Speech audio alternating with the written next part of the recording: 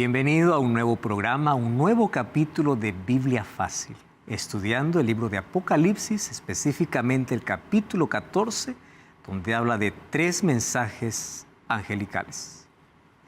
Nosotros ya aquí descubrimos en los capítulos anteriores el mensaje del primer ángel y del segundo ángel.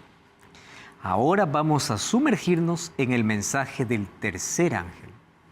Y ese mensaje trae un juicio, trae una advertencia de lo que sucederá si es que alguien no entiende o no atiende el mensaje del primer ángel y del segundo ángel.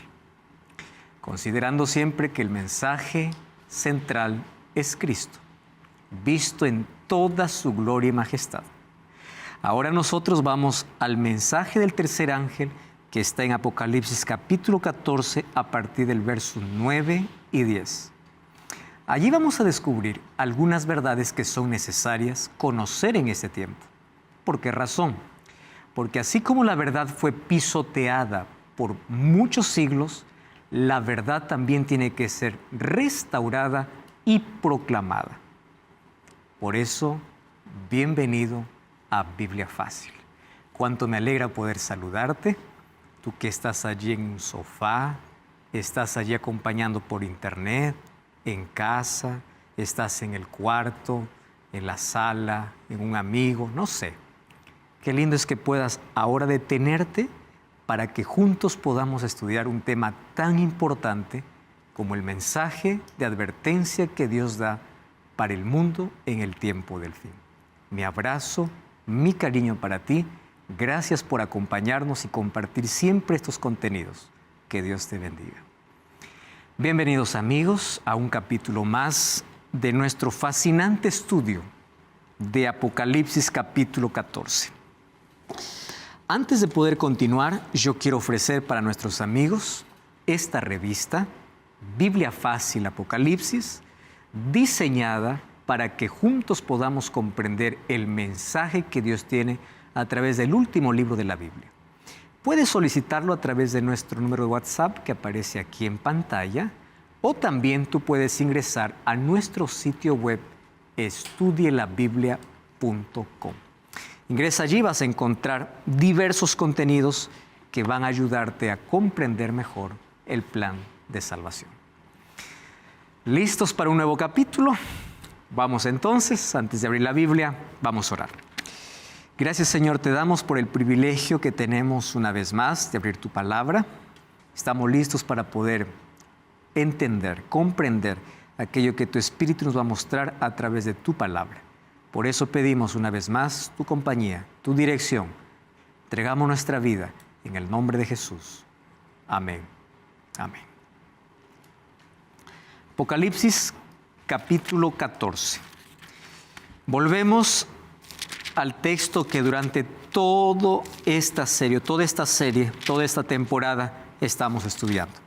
Vamos ahora a detenernos en el versículo 9 hasta el versículo 11. Ustedes ahí se van a dar cuenta de una serie, una cantidad de detalles que a la verdad necesitaríamos más días para poder ver cada expresión. Mas vamos a intentar, por lo menos en los próximos capítulos, analizar algunas expresiones que puede parecer confusión para muchos.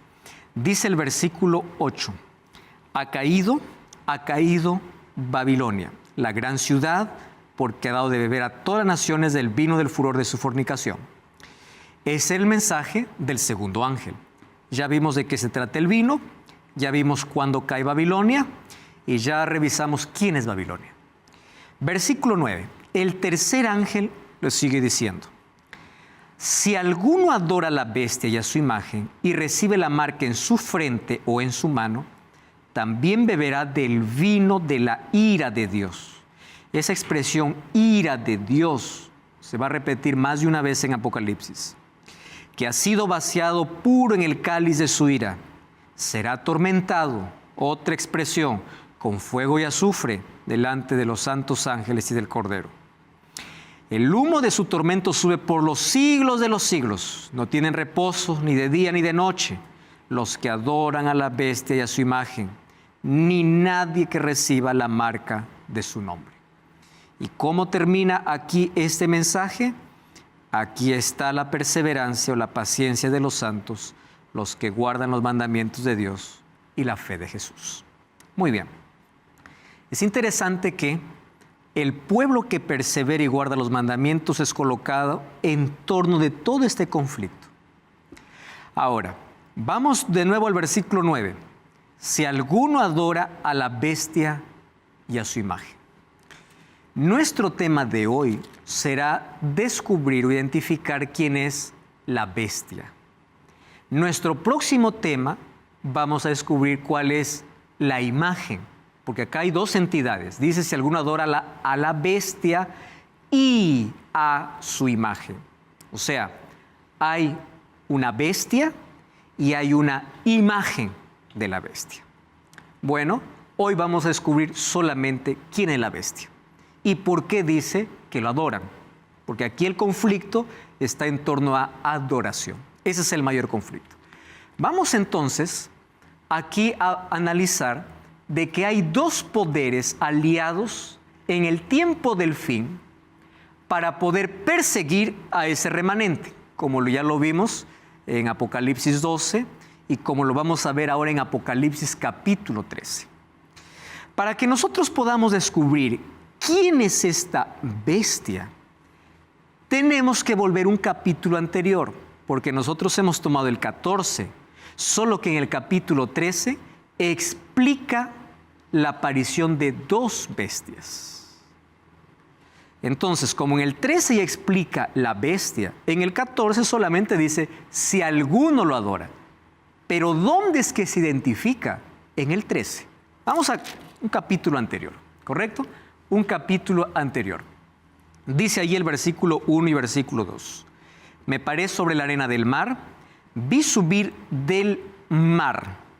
¿Ustedes se acuerdan que mar ya sabemos que representa, según Apocalipsis 17:15? ¿Qué representa mar? Muchedumbre de personas, poderes políticos, sobre el cual estaba sentada la ramera. Ya estudiamos eso. Ahora, vi una bestia subir del mar. ¿Correcto? Que tenía 7 cabezas, 10 cuernos. En sus cuernos 10 diademas, la palabra diademas son coronas, o sea, cree que vence. Y sobre sus cabezas nombres de blasfemia, nombres blasfemos. La bestia que viera semejante a un leopardo. Fíjense qué interesante acá. Semejante a un leopardo, sus pies como de oso, su boca como de león. Y el dragón, ya descubrimos que el dragón es Satanás, le dio su poder, su trono y autoridad. ¿Quién está detrás de este poder? El dragón. ¿Quién es el dragón? Satanás. ¿Qué quiere Satanás? Ser adorado. Pero él nunca se presenta como Satanás para ser adorado. Allí en el jardín del Edén, ¿a quién usó? A la serpiente. Aquí en el tiempo del fin, ¿a quién usa? Un poder. ¿Por qué? Vamos a descubrir de aquí que la palabra bestia en profecía no representa un término despectivo. Bestia en profecía representa un poder. Ahora, ¿qué cosa más hizo? Dice el versículo 3. Una de sus cabezas tuvo una herida de muerte, pero su herida fue sanada. Y cuando fue sanada, toda la tierra se maravilló y fue en pos de la bestia. Entonces adoraron ¿a quién? Al dragón, porque quien demanda adoración es el dragón, que había dado autoridad ¿a quién? A la bestia. ¿Ya están entendiendo el contexto? Quien quiere adoración es el dragón, pero el dragón ¿a quién usa? A la bestia. Y adoraron a la bestia diciendo, ¿quién como la bestia? ¿Quién podrá luchar contra ella? ¿Por qué? Porque se hizo fuerte, es poderosa. Versículo 5, hablaba arrogancias y blasfemias. Y se le dio autoridad para actuar por 42 meses. Abrió su boca para blasfemar contra Dios y para blasfemar su nombre y su tabernáculo y de los que habitan en el cielo. Y se le permitió, ¿qué se le permitió? Hacer guerra. ¿A quién? A los santos y vencerlos. Se le dio también autoridad sobre toda nación, tribu, lengua y nación. ¿Y qué dice el versículo 8? Lo adoraron todos los habitantes de la tierra, cuyos nombres no estaban escritos en el libro de la vida. ¡Wow! Capítulo 13 ya me da muchísimos detalles sobre la bestia, solo que hay un asunto interesante. Ustedes saben que Apocalipsis tiene que entenderse e interpretarse incluso a la luz de Daniel. Porque Daniel y Apocalipsis hablan de los mismos poderes, hablan del tiempo del fin, por eso es que son llamados profecías escatológicas o profecías para el tiempo del fin. Cuando nosotros vemos Apocalipsis, inmediatamente tenemos que entender primero Daniel. Y si tú tienes curiosidad por entender Daniel, ya estudiamos también Biblia Fácil Daniel, todo el libro de Daniel. Y ahí te vas a dar cuenta la coherencia que tiene entre Daniel y Apocalipsis. Así que tú también puedes buscar esa temporada para poder ver. Entonces, Daniel y Apocalipsis tienen cosas tan en común porque los dos profetas recibieron profecía para el tiempo del fin. Ahora, cuando nosotros vamos ahí, vamos a darnos cuenta de algunos detalles. Sube del mar, 7 cabezas, 10 cuernos, semejante a un leopardo, oso y león. Vamos a la primera parte. Mar, ¿qué cosa representa en la Biblia? Gente. O sea, surge de un lugar poblado. ¿Quién? Una bestia. ¿Qué significa bestia? Poder. Número 2, tiene 7 cabezas. Esas 7 cabezas vamos a descubrir que representa 7 imperios o 7 poderes que a lo largo de la historia persigue al pueblo de Dios, oprime al pueblo de Dios, comenzando por Egipto, Asiria, Babilonia, Medo-Persia, Grecia, Roma, política o imperial, y luego de la Roma política aparecía otro poder religioso, que es la Roma papal, para poder perseguir. A Roma también se le conocía como la ciudad de las 7 colinas o de los 7 montes. Solo que esta tiene 10 cuernos. Interesante que esta bestia es idéntica y parecida a lo que Daniel habla en Apocalipsis capítulo 7. Y esos 10 cuernos, ¿qué cosa representan? 10 poderes, políticos también. Ahora vamos a ver de qué se trata. Si ustedes ven, esta bestia tiene algún parecido a un texto que nosotros ya leímos. ¿Qué cosa? Semejante a un leopardo, pies como de oso, boca como de león. ¿A qué les hace recordar ese texto? ¿Recuerdan ustedes los 4 animales de Daniel capítulo 7? Los imperios, ¿como qué estaban representados? Como león, como oso, como leopardo. ¿Recuerdan? Y después, ¿quién aparecía? ¿Quién representaba a Roma? Un animal feroz, un animal que no hay manera de describirlo, cruel. Muy bien. Quiere decir que esta bestia surge del 4º imperio. Y este 4º imperio tomaría un poquito de Babilonia, un poquito de Medo-Persia y un poquito de Grecia, porque es semejante a. Entonces, para entender esta bestia y ver la similitud que existe con Apocalipsis 13, vayamos al libro de Daniel. Y en el libro de Daniel vamos a encontrar algunos detalles interesantes. Aquí apenas los símbolos, ¿no? Cuerno significa poder político, herida mortal significa que dejó de estar activa, herida sanada significa que va a reanudar sus actividades, 10 coronas significa la autoridad política que tiene y pretende adoración y soberanía sobre la tierra. Muy bien, esos son los detalles que nos faltaba explicar del texto que nosotros hemos leído. ¿Qué sucede? Esta bestia que aparece, que sube del mar, sube de pueblos, de muchedumbre, ya está caracterizada en Daniel capítulo 7. Daniel capítulo 7, yo no voy a repetir porque esto ya expliqué en un programa anterior, los detalles de cada poder. Cada imperio representado por Babilonia, Medo-Persia, Grecia y Roma. Solo 4 imperios. Ustedes saben el intento de Napoleón Bonaparte, de Carlomagno, de Carlos V, de poder unificar nuevamente, ser un imperio, y cuando estaban a punto de lograrlo, no lo conseguían. Porque la Biblia dice, solo 4. El 5, ¿cuál será? El de Cristo. ¿Correcto? Solo 4 imperios en la historia. Ahora, presten atención. Babilonia del 605 al 539. Medo-Persia invadió a Babilonia, desviando el río Éufrates. Fue conquistada. Medo-Persia es conquistada por Grecia. en la batalla de Arbela, pierde contra Alejandro Magno, aquel muchacho que junto con su ejército recorrió miles de kilómetros. Un vicio lo destruyó, el alcohol. En el año 331 comienza Grecia, solo que Alejandro muere muy joven. Y como muere muy joven, sus 4 generales toman posesión del imperio. Ptolomeo, Lisímaco, Casandro, todos ellos toman el imperio, y Seleuco, ¿no?, que era el otro gobernante, solo que allí se debilita el imperio griego. Hasta que en la batalla de Pydna, en el año 168, Roma invade Grecia.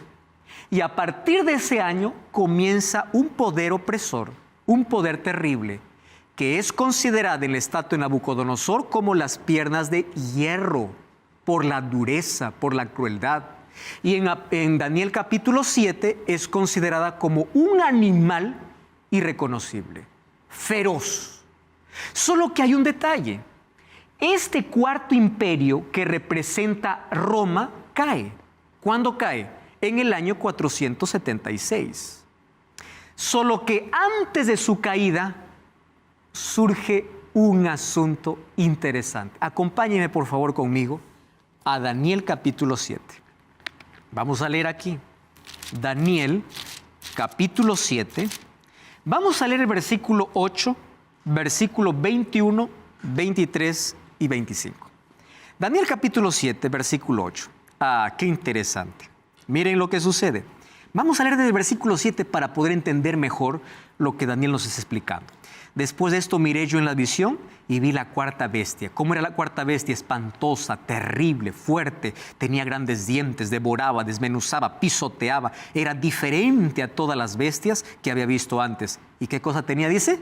¿Cuántos cuernos? 10 cuernos. ¿Recuerdan la bestia de Apocalipsis 13? ¿Cuántos cuernos tiene? 10. Ahora, presten atención acá. Mientras yo contemplaba los cuernos, ¿en qué se fijó Daniel cuando estaba mirando la bestia? En los cuernos. Yo estaba mirando los cuernos, otro cuerno pequeño salió entre ellos. O sea que tuvo 11 cuernos. No. Pero cuando él surge, dice que delante de él fueron arrancados 3. Ojo con ese detalle. Tiene 10, pero de los 10, cuando surge un cuerno pequeño, son arrancados ¿cuántos? 3. Presten atención aquí al detalle. Este cuerno tiene ojos como de hombre. ¿Saben qué significa ojos de hombre aquí? Inteligencia, sagacidad. ¿Qué más dice? Y tiene una boca que habla con gran insolencia.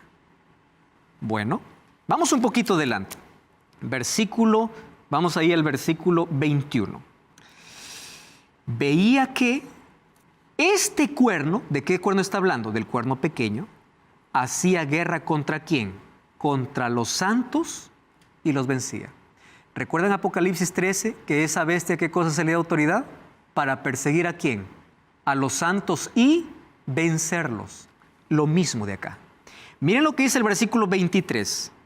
Y dijo así: la cuarta bestia será un cuarto reino, pero este reino será diferente. ¿Están leyendo ahí la Biblia? ¿Ustedes saben por qué dice que será un reino diferente? Porque los otros reinos solamente fueron políticos. Este reino, este cuerno pequeño, será un poder político religioso. Por eso es que es diferente este cuarto reino.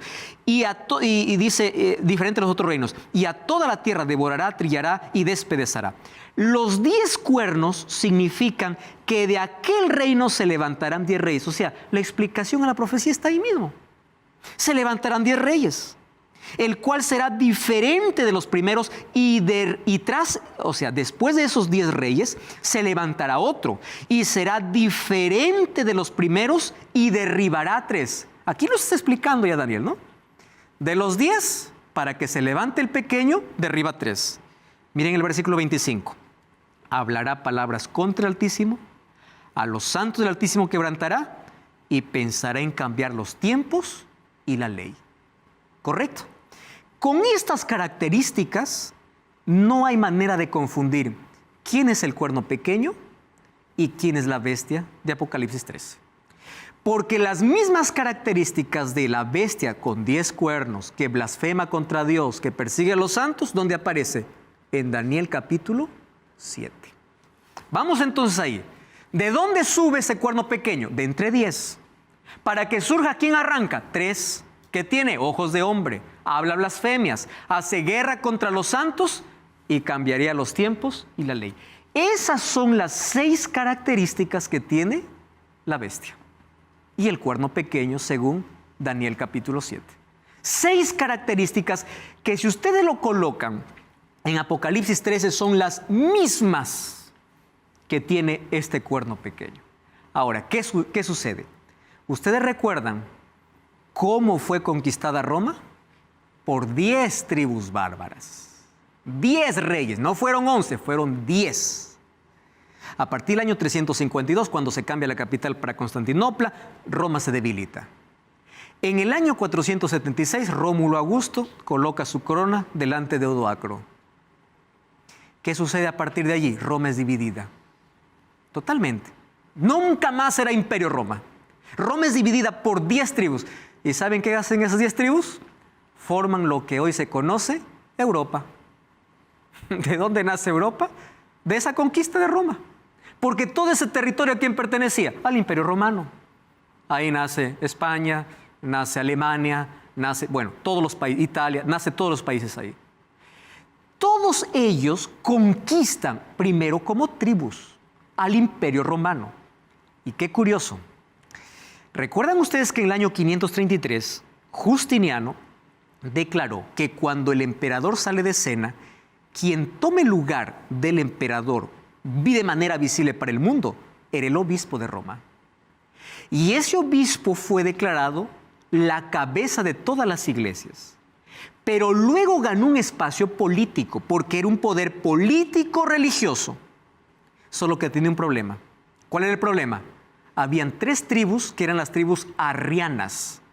Esas 3 tribus arrianas no estaban de acuerdo con que él sea el príncipe o la cabeza de todos. ¿Qué cosa comienzan allí? Las guerras papales. ¿Qué sucede en el año 538? En el año 538 destruye a la última de las 3 tribus que estaba en oposición. Y a partir de ese año, él tiene la hegemonía. Entonces, cuando se habla de la bestia, se habla de un poder. Cuando se habla del cuerno pequeño, se habla de un poder político-religioso que surge para perseguir a los santos, para hablar blasfemias y para cambiar los tiempos y la ley. Recuerden esos detalles interesantes. Entonces, Daniel 7, algunos que dicen, no, lo que pasa es que aquí está hablando la interpretación preterista, ¿no? Antíoco Epífanes, que fue un rey griego, Seleuco, que apareció. Pero un momento, miren las características. Antíoco Epífanes no surgió de la cuarta bestia de Roma. Número 2, aconteció después de los 10 cuernos. Antíoco Epífanes es griego, no encaja dentro. Hay otros que dicen, es otro, no es este poder. Dice que es diferente porque es religioso y tiene poder civil para gobernar. Parece más grande que todos, dice Daniel 7:20. Arrancó 3 reinos porque eliminó visigodos, ostrogodos y vándalos. Habla blasfemias contra Dios, hace guerra a los hijos de Dios, cambia los tiempos y la ley y reina por tiempos y la mitad de un tiempo. Que en profecía, tiempo es 1 año, tiempo es 2 años, mitad de un tiempo 3 años. 3 años y medio equivale a 42 meses, multiplicado por 30, 1260. O sea, el tiempo de persecución de este poder es representado por 3 años y medio, o por 42 meses, o por 1260 años, que es el mismo periodo de tiempo. Por eso que en Apocalipsis aparece como 42 meses o como 1260 años. Pero aquí en Daniel aparece como tiempos y la mitad de un tiempo. Ahora, los alcances de la visión son para el tiempo del fin. De este poder está hablando. Ahora la pregunta es, ¿por qué se parece al león, al leopardo? ¿Y por qué se parece allí al león, al leopardo y al oso? ¿Por qué? ¿Recuerdan ese detalle en Apocalipsis 13? Dice que se parece a... Porque este sistema que surgió después que 3 tribus fueron arrancadas, Él copió de los imperios anteriores 3 cosas. ¿Qué cosa copió de Babilonia? La arrogancia y la pretensión. ¿Arrogancia de qué? Vamos a descubrirlo de aquí a poco. ¿Qué tipo de arrogancia? ¿Qué copió de Medo-Persia? El culto y la adoración. ¿Recuerdan ustedes a Constantino? ¿Qué era Constantino? Mitraísta. ¿Qué cosa trajo de Medo-Persia? La adoración al sol. ¿Qué cosa copió de Grecia? El sistema de imágenes. Ustedes recuerdan allí la musa griega o los ídolos griegos. Ahí está pues Afrodita, ¿no? Ahí está Diana, o bueno, ahí están los dioses griegos, el panteón de dioses. ¿Qué cosa trae? La veneración a esculturas. O sea, este cuarto poder copia de cada imperio y trae costumbres, como ya hemos visto, para poder contaminar la verdad. Miren las semejanzas entre Daniel 7 y Apocalipsis 13. Daniel 7 y Apocalipsis 13, los dos son poderes blasfemios. Según Daniel 7:25 y Apocalipsis 13:6 dice que los dos hablan blasfemias. Número 2, los dos son poderes perseguidores. En Daniel 7 dice que se le dio autoridad para guerrear contra los santos y vencerlos. Y en Apocalipsis 13 dice lo mismo. Los dos hablan blasfemias. En Daniel 7:8 habla, y en Apocalipsis 13 también dice que las blasfemias. Los dos reciben el poder de la Roma imperial, porque las dos surgen de allí, por eso es que es el mismo poder. Los dos reinan por 3 años y medio, o 42 meses, o 1260 días, que es el mismo periodo de tiempo con el cual este poder religioso persiguió a aquellos a quienes llamaba herejes. Y finalmente, los dos pierden el poder al final de su periodo, según Daniel 7:25 y Apocalipsis 13:10. O sea, Daniel 7 y Apocalipsis 13 es la misma historia, el mismo poder. Entonces, ¿quién surge de una multitud de gente? Un imperio llamado Roma. Solo que ese imperio tiene 2 fases, Roma imperial y Roma religiosa. Ese imperio es conocida como la Roma de los Césares y la Roma de los papas. Eso dice la Biblia y la historia. Mas la pregunta es, ¿por qué surge ahora? ¿Por qué la necesidad de traerlo para el tiempo del fin?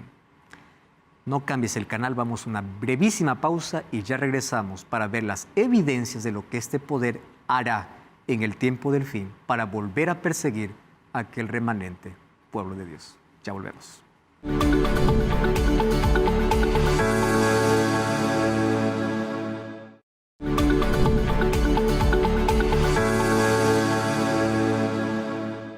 Estamos de regreso aquí en Biblia Fácil. Tengo en mis manos un curso bíblico que hoy mismo puede estar en tu casa también. Y puedes solicitarlo a través de nuestro número de WhatsApp que aparece en tu pantalla. El curso bíblico Biblia Fácil Apocalipsis. Vas a comprender grandes verdades que sin duda van a enriquecer tu vida. Solicítalo ahora mismo o ingresa a nuestro sitio web estudialabiblia.com y vas a encontrar que es un sitio lleno de cursos bíblicos para que puedas conocer mejor sobre la palabra de Dios. Muy bien, estamos identificando la bestia, porque el Apocalipsis capítulo 14, el mensaje del tercer ángel, ¿a quién saca a relucir en primer lugar? La bestia. Si alguno adora a la bestia. Muy bien. Ya vimos aquí algunas características y algunas semejanzas entre Daniel 7 y Apocalipsis 13. Vamos a analizar, ¿les parece? Característica por característica, no de manera detallada, pero por lo menos las que más sobresalen. Vamos a la primera. ¿Qué cosa dice Apocalipsis 13:5 y Daniel 7:25? ¿Qué cosa dice Apocalipsis 13:5? Se le dio boca para que hable grandes cosas y blasfemias. ¿Qué dice Daniel 7:25? Hablaba palabras contra el Altísimo. ¿Qué cosa hablaba? Blasfemias. Entonces, la característica sobresaliente de este poder de Apocalipsis 13 y de Daniel 7, su primera cualidad, ¿qué cosa es? Habla blasfemias. Y aquí viene la pregunta, ¿qué es una blasfemia? Entonces yo no necesito interpretar la palabra blasfemia. Yo necesito ir a la Biblia para ver qué dice la Biblia sobre una blasfemia. Vamos a la Biblia. Porque dice, si este poder habla blasfemias y habla en contra del Altísimo, hay que descubrir qué cosa es una blasfemia. Vamos al primer texto. Marcos 2:5-7. Los escribas y fariseos comenzaron a cavilar diciendo, ¿quién es este que habla blasfemias? ¿quién puede perdonar pecados si no solo Dios? Solo que ellos tenían un problema, ¿no? Con Jesús no era blasfemia, porque Jesús era el Dios encarnado. Pero una blasfemia es considerado en la Biblia a un hombre que se hace pasar por Dios. ¿Qué cosa es eso? Blasfemia. ¿Acusaban a Jesús de qué? De blasfemia. Solo que la acusación contra Jesús no era verdadera. ¿Por qué? Porque si Jesús sí tenía poder para perdonar pecados. Pero aquí está el concepto. ¿Qué es blasfemia? Alguien que quiere colocarse en lugar de Dios para perdonar pecados, o alguien que dice ser igual a Dios. Y para esto yo no quiero hablar por mi propia cuenta, sino vamos a los documentos. ¿Les parece? Vamos a los documentos. Primer documento. Afonso de Ligorio. Dice así. Presten atención. Esto no estoy diciendo yo. Aquí está el texto. El sacerdote ocupa el lugar del Salvador, porque al decir ego te absolvo, o sea, yo te perdono, te absolvo de pecado, para perdonar un solo pecado se requiere de la omnipotencia de Dios, mas lo que únicamente Dios puede hacer por su omnipotencia, el sacerdote también puede hacerlo diciendo ego te absolvo a peccatis tuis. Interesante, ¿no? También puedo hacerlo. ¿Cómo se llama eso en la Biblia? Blasfemia. Miren lo que dice. Inocencio III escribió: en verdad, no es exagerado decir, en vista del carácter sublime de su cargo, los sacerdotes son otros dioses. Oiga, esto no me lo estoy inventando yo. ¿Saben qué cosa es blasfemia? Canon católico, Concilio de Trento. Miren lo que dice. En la confesión al sacerdote tiene el poder, ojo con esta expresión, poder de perdonar todos los crímenes cometidos después del bautismo. Cuando un delincuente confiesa sus pecados al sacerdote, todos los delitos no solo son perdonados, sino también son destruidos y el criminal se convierte en una nueva persona. O sea, tú no necesitas ir a Cristo para ser nueva criatura. Tú necesitas ir ¿a dónde? A un sacerdote. ¿Cómo se llama esto? Blasfemia. Ustedes saben que el perdón tiene dos dimensiones, ¿no? Mi pecado contra Dios, confieso a Dios. Yo ofendí a alguien, pido perdón a alguien. O sea, el perdón también existe de manera horizontal. Pero cuando es una ofensa para con Dios, yo no necesito un intermediario, porque mi único intercesor, ¿quién es? Cristo. Pero aquí, ¿qué cosa se coloca? Un poder blasfemo. Pero aquí viene la otra característica de blasfemia. Juan 10, 30 al 33. Yo y el Padre uno somos, dice Jesús. Los judíos volvieron a tomar piedras para apedrearle. Jesús le respondió: cosas buenas, muchas buenas obras he mostrado a mi Padre. ¿Por cuál ustedes me apedrean? Y respondieron ellos: no por buena obra, sino por blasfemia, porque tú siendo hombre te haces pasar por Dios. ¿Los judíos estaban equivocados? Claro. ¿Por qué razón? Porque Jesús sí era Dios, el Dios encarnado. ¿Y qué cosa es una blasfemia aquí? Aquel que se hace pasar por Dios. Déjenme mostrar otra vez aquí registros. Y cuando muestro registros es algo que obviamente nadie puede negar.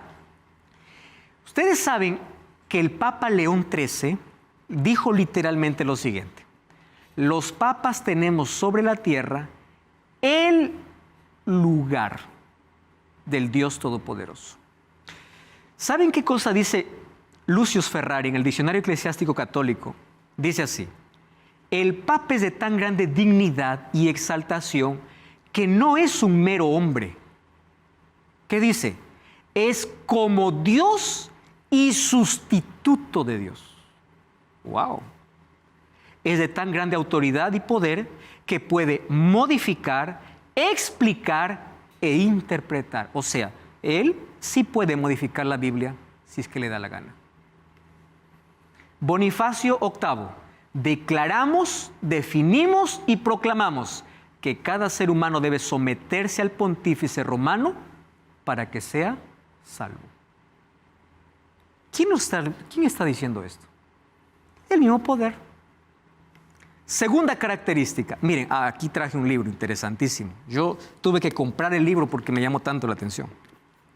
Este libro se llama El Papa y el Concilio. El Papa y el Concilio es escrito por Janus, un sacerdote alemán. Ruy Barbosa es quien trae una versión y traducción de ese libro. Y déjenme leerles aquí lo que dice en la página 132, lo que está aquí. Dice así: cuando se habla sobre la infalibilidad y divinidad del Papa, no es una metáfora. Es un enunciado literal de la doctrina ortodoxa enseñada en los libros ultramontanos. El Papa es Jesucristo en la tierra en cuanto a autoridad y lo que Cristo es para con Dios su Padre. ¿Saben qué cosa dice en la página 133 de este libro? Aquí yo resumí. El formulario de acto de fe de los nuevos católicos convertidos al papismo, elaborado en 1674, antes de 1798, por los jesuitas, contiene estas declaraciones. Presten atención a las declaraciones. Confesamos y creemos que el pontífice romano es vicario de Cristo, que puede a su voluntad absolver pecados a los hombres, preservarlos del infierno o enviarlos allá. Número 2. Confesamos que las instituciones creadas por el Papa, ajenas o inherentes, no importa si es contrario a las Escrituras, son divinas y santas. Es divino y santo. Confesamos que el Santísimo Padre debe recibir las honras divinas como Cristo. Confesamos que el pontífice romano tiene poder para alterar o aumentar las Escrituras de acuerdo a su conveniencia. ¿Quién le dio ese poder? La respuesta es simple. ¿Recuerdan ustedes en Apocalipsis 13? ¿Quién le dio el poder? Dragón. Ahora fíjense, dice que habla blasfemias, pero hay una segunda característica. ¿Cuál es la segunda? Apocalipsis 13:5 y Daniel capítulo 7 dice que se le da autoridad para actuar 42 meses y se le permite hacer guerra contra los santos y vencerlos. También se le da autoridad sobre tribu, nación, pueblo y lengua. No necesitamos aquí decir nada, solo revisar la historia y ver todo el martirio que sufrieron aquellos supuestos herejes al no obedecer la voz del Papa. Ustedes saben que hace un tiempo atrás Papa Francisco fue a pedir perdón, ¿no?, a los valdenses por todo el tiempo de persecución y de sangre que según Apocalipsis dice que está embriagada de esa sangre. ¿Por qué persigue por tiempo, tiempos y medio tiempo? Aquí tenemos el conteo, ¿no? ¿Qué cosa significa? Un tiempo, un año, 2 tiempos, 2 años, medio tiempo, medio año, total son 3 años y medio, tiempos y la mitad de un tiempo. 3 años y medio es igual a 42 meses, ¿verdad? Es igual a 42 meses, porque un año tiene 12, 2 años 24, medio año 6, igual 42. 42 por 30 que tiene el calendario judío son 1260. O sea, tanto 3 años y medio como 42 meses o 1260 días, que traducido en profecías a años, según Números 14:34 y Ezequiel 4:6. Según esto, es el mismo periodo. ¿De qué? De persecución. ¿Contra quiénes? Este poder religioso persiguió. 12 siglos de persecuciones, que comenzó el año 538, fue hasta el año de 1798. Y allí encontramos, miren lo que dice este libro acerca del romanismo y su reforma. Las crueles cruzadas y los horrores de la Inquisición están colmados de pasajes oscuros, cárceles, registros teñidos de sangre, torturas extremas. Ustedes saben que en mi país hay una réplica de la Santa Inquisición. Yo visité por lo menos 2 veces ya en Lima.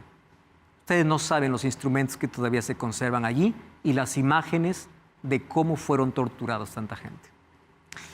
Hasta que dice que recibió una herida de muerte. ¿Qué sucede con la herida de muerte? En el año 1798, en el proceso de la Revolución Francesa, Napoleón Bonaparte manda a Berthier, mientras Pío VI, que es el Papa del momento, está celebrando su ceremonia de coronación, es preso, es encarcelado y muere después de algunos días. ¿Saben qué sucede? A partir de allí se le quita el poder. Pero ¿saben qué dice el libro de Apocalipsis? Que la herida fue sanada. Esa palabra nos muestra que, aunque tuvo una herida de muerte, ¿Qué significa herida de muerte? Cesó sus actividades, fue sanada. Y ya leímos el capítulo 13 de Apocalipsis, dice que cuando la herida sanó, todos los moradores de la tierra se maravillaron. Y al final, ¿qué cosa va a rendir? Adoración. Vamos a verlo eso en los próximos capítulos. ¿Cuál es la tercera característica? Dice que pensará en cambiar los tiempos y la ley. Calendarios fueron cambiados, como también la ley fue cambiada. Si nosotros revisamos la ley de Dios basada en Éxodo 20, lo revisamos con el catecismo, que eso lo puede tener cualquier persona, vamos a ver cómo se alteró la ley de Dios. Porque la ley de Dios enseña, pero no de la manera bíblica. Miren cómo cambió. No tendrás otros dioses delante de mí. Primer mandamiento, amar a Dios sobre todas las cosas. Interesante, ¿no? Segundo mandamiento, no te harás imágenes. Ahí colocaron el tercero para el segundo. No tomarás su nombre en vano. Eso es, aquí en Éxodo es el tercero. El tercer mandamiento de la ley dice, no tomarás el nombre de Jehová tu Dios en vano. Y el tercer mandamiento del catecismo, ¿qué dice? Guardar los domingos y las fiestas. ¿Dónde está eso? ¿Qué parte de la Biblia? ¿Qué cosa cambió este poder? Tiempos y ley. Guardar domingos y fiestas es parte de la ley cambiada, no de la ley bíblica. Y de allí sigue, acuérdate del día sábado, se quitó, claro, ¿por qué? No es necesario. Y en lugar de eso colocaron el quinto para el cuarto, honra a tu padre y a madre, no matar. Y de allí comienza nuevamente, parece alinearse. ¿Y qué hacen para que se complete 10? El último mandamiento lo dividen en 2. No desearás a la mujer de tu prójimo y no codiciarás las cosas ajenas. Que el 10º mandamiento, todo eso está en uno solo. Solo para completar los 10. Entonces, ¿ustedes ven las características de ese poder? Habla blasfemias, persigue y ¿qué más? Altera. El plan de Dios. ¿Recuerdan de Babilonia? Ir en contra de Dios. Y si es que no estás de acuerdo, perseguir. ¿No es lo mismo que hace este poder? Ahora, qué interesante lo que sucede. Hay otra bestia que sube de la tierra. Y esto es interesante. Lean ustedes Apocalipsis capítulo 13. Apocalipsis capítulo 13, versículo 11 y versículo 12 dice, otra bestia subió a la tierra. Tenía 2 cuernos semejantes a la de un cordero, pero hablaba como dragón. O sea, primero es cordero, después es dragón. Yo voy a cortar aquí la historia porque tiempo probablemente no tenga más, pero voy a hablar qué relación tiene la primera con la segunda bestia. Porque habla aquí de bestia. Okay. Esta segunda bestia tuvo un origen extraordinario. Miren, mientras las persecuciones en Europa se estaban dando, un grupo de personas en Europa toman un barco llamado Mayflower. ¿Saben en qué año? 1620. ¿De dónde huyen? De Europa. ¿Saben a dónde van? A una tierra llamada Tierra de Libertad. Ese Mayflower, ¿a dónde llega? A Estados Unidos. ¿Saben qué era Estados Unidos en ese tiempo? Árido. Apenas había algunos primitivos. Tierra de libertad. ¿Cómo llegan ellos? Siendo perseguidos. ¿Ustedes saben por qué Estados Unidos celebra hasta hoy el Día de Acción de Gracias, que no lo celebran otros países? El Día de Acción de Gracias, ¿sabe cuándo se celebra? El último jueves del mes de noviembre. ¿Saben por qué? Porque el último jueves del mes de noviembre fue cuando los padres peregrinos en el año 1620 llegaron a tierra americana. ¿Siendo qué? Perseguidos. ¿Qué cosa sucede? Ellos, cuando formaron su constitución, en su constitución estaba bien claro lo siguiente: queremos un país sin rey y una iglesia sin papa. ¿Por qué ellos colocaron eso? Incluso Thomas Jefferson, uno de los presidentes, él decía, aquí no se mezcla política ni religión, porque aquí es el país de libertad. Queremos un país sin rey y una iglesia sin papa. ¿Por qué sin papa? Porque ellos venían, ¿qué cosa? Perseguidos de allá. ¿Qué cosa sucede?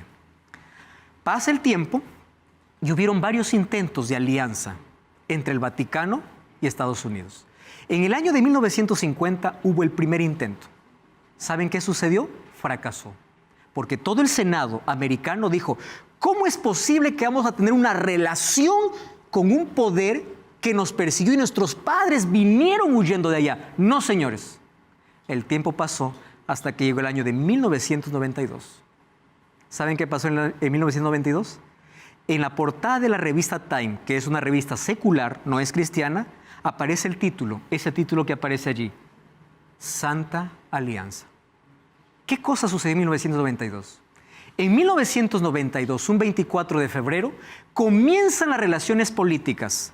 William Wilson es el primer embajador americano en ir hasta el Vaticano para poder ser el comienzo de las paces y de las buenas relaciones. ¿Saben qué cosa es lo curioso de la profecía? Hoy no me dio tiempo para poder ver los detalles de la segunda bestia. Sin embargo, de ahí podemos analizarlo un poco mejor. Este poder dice que comienza como cordero, pero luego hablará como dragón. ¿Por qué como cordero? Porque ustedes saben que este poder hoy es la tierra de libertad. Las leyes se respetan. La religión está separada del poder civil por el religioso, totalmente diferente. Habla como cordero. ¿Ustedes saben dónde está la mayor parte de sedes de religiones del mundo? Aquí, allí. Pero un día hará una alianza y esa libertad se convertirá en oposición y le hará una imagen a la primera bestia, porque desde hoy esto ya es una autoridad mundial. Capítulo 13, versículo 15 dice: se le permitió infundir aliento a la imagen de la bestia para que la imagen, esta imagen, hablase y hiciese matar a todo el que no la adorase. Y hacía que todos, pequeños y grandes, ricos y pobres, libres y esclavos, se les pusiese una marca en la mano derecha o en la frente. Esa marca vamos a ver en los próximos capítulos. Pero por hoy encontramos dos poderes que en el futuro se aliarán. Porque en el capítulo 13 aparece que la primera bestia está unida a la segunda bestia. Y la segunda bestia un día levantará un edicto. ¿Para qué? Para adorar a la primera. ¿Adorarlo de qué manera? Imponiendo leyes. Y a mí me encanta lo que ya se habla sobre esto. Miren lo que dice, abro Manhattan en la página 5 hasta la página 7, un resumen. El Vaticano es el superpoder de nuestros tiempos. Sus adherentes, que son cercanos a 1 billón, pueden operar en cada rincón del mundo. De allí la importancia para cada gobierno de tener al Papa como un socio en la ejecución de cualquier política. ¿Correcto? Es la importancia. Las políticas del Vaticano son dirigidas por el Papa, quien no tiene parlamento, ni Congreso, ni Senado que limiten sus decisiones políticas. O sea, es un gobernante autocrático y absoluto en el sentido más pleno de la palabra. Porque este es un poder político y religioso. Que nuevamente, cuando la herida sea sanada, dice, toda la tierra se maravillará. ¿Y por qué? Lo adorarán todos los moradores de la tierra, cuyos nombres no están escritos en el libro de la vida. Este mismo poder que oprimió al pueblo de Dios, ahora está dominando el mundo. Ganará la confianza del mundo. Pero un día, así como aconteció en la Edad Media, cuando la herida sea sanada completamente, impondrá sus propias leyes. En los próximos capítulos yo les voy a mostrar aquí un libro donde ya está en andamiento este asunto. Esto no es algo que estamos inventando, creando. Está ya. Ahora, fíjense una cosa. Esta alianza, ¿cuándo sucederá? Antes de que el juicio de Dios caiga sobre la tierra. ¿Sabes qué cosa es lo importante de las profecías? Es que las profecías me muestran un adelanto de lo que la historia va a confirmar. La historia y la profecía son aliadas, porque la historia me confirma lo que la profecía dice. Por eso es que la profecía lo estudiamos mucho con la historia. Pero la profecía es un adelanto de lo que va a acontecer en la historia. ¿Sabes por qué Dios nos muestra todo esto? Para que estemos preparados, no para que estemos alarmados. Dios no quiere un pueblo alarmado, Dios quiere un pueblo preparado. Y es por eso que necesitamos predicar el Evangelio eterno. Pero el Evangelio eterno no solamente es Cristo Salvador, es Cristo Creador. Es su ley que fue pisoteada y fue cambiada por un poder que nuevamente tiene que ser proclamada, no porque ella salva, sino porque es la evidencia de la salvación. ¿Ya te diste cuenta que en Apocalipsis el énfasis del remanente no está en que alaba a Dios? No está en que ora, sino está en que obedece. ¿Por qué razón? Porque es eso lo que los distingue. Adoran, alaban, tiene comunión, pero lo que los distingue es la lealtad a Dios. Entonces hoy yo quiero invitarte para que en oración tú puedas pedir que Dios te ayude a tomar una decisión de abandonar todas las absurdas creencias que fueron colocadas por encima de la palabra y volver a la verdad para ser parte de este remanente fiel. Mientras Laura está cantando, estaré orando por ti.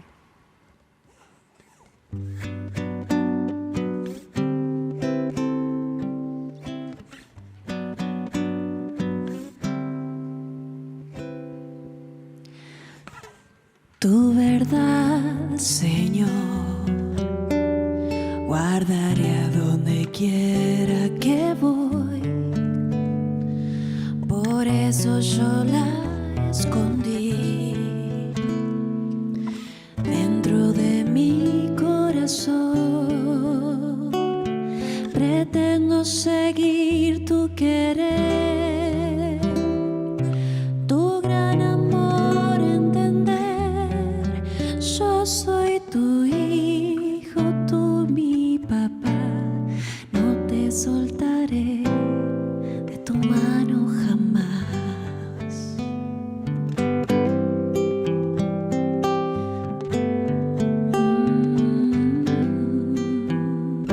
Tu verdad me hace, Señor, ser libre y feliz otra vez. En ella yo puedo encontrar la fórmula para vencer, luz que ilumina el camino, fuente de todo saber. Por siempre tu ley es perfecta, es el resumen de tu querer.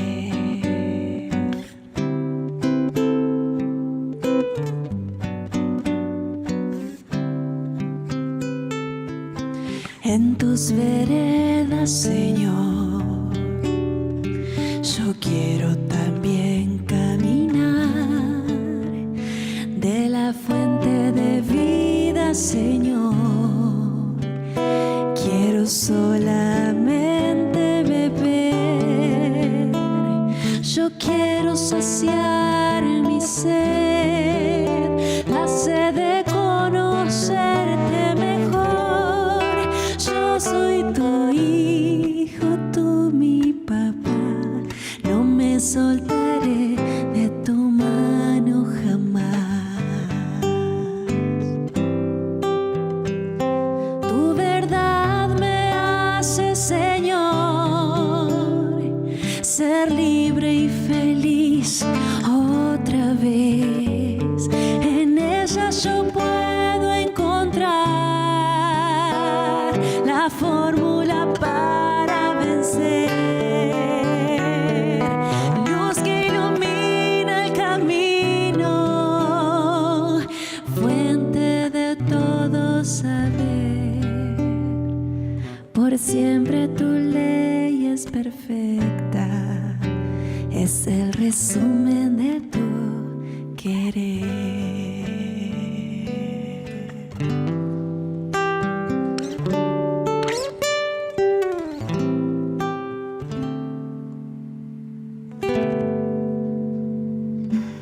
Siempre tu ley es perfecta y es el resumen de tu querer.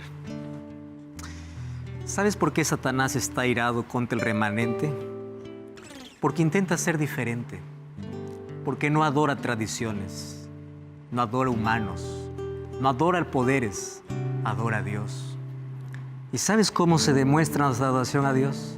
En obediencia, en lealtad, en amor. Es eso adoración. ¿A quién estás adorando? Probablemente estás en un lugar donde sabes que está desobedeciendo a Dios, mas la tradición, la familia y los amigos allí te tienen y dicen, no, es difícil. La pregunta es, ¿a quién debes fidelidad?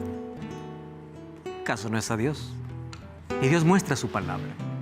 Y hoy déjame hacerte una invitación muy especial, porque yo quiero que tú puedas continuar comprendiendo estos mensajes. Busca una iglesia adventista el séptimo día. Y allí te espero para que juntos podamos continuar comprendiendo este mensaje para el tiempo del fin. Anda para allá, serás abrazado y juntos nos prepararemos, siendo ese remanente del tiempo del fin. Vamos a orar. Gracias, Señor, por tu palabra. En ella encontramos la verdad que necesitamos conocer. Gracias porque podemos visualizar el futuro. Y aun cuando parezca difícil, tu pueblo siempre saldrá victorioso, porque tú los acompañas, tú peleas por ellos, tú apareces como el guerrero y el protector. Por eso nos sometemos a tu voluntad, por encima de cualquier voluntad y capricho humano. Queremos obedecerte, ser leales a ti y amarte. En el nombre de Jesús. Amén. Amén.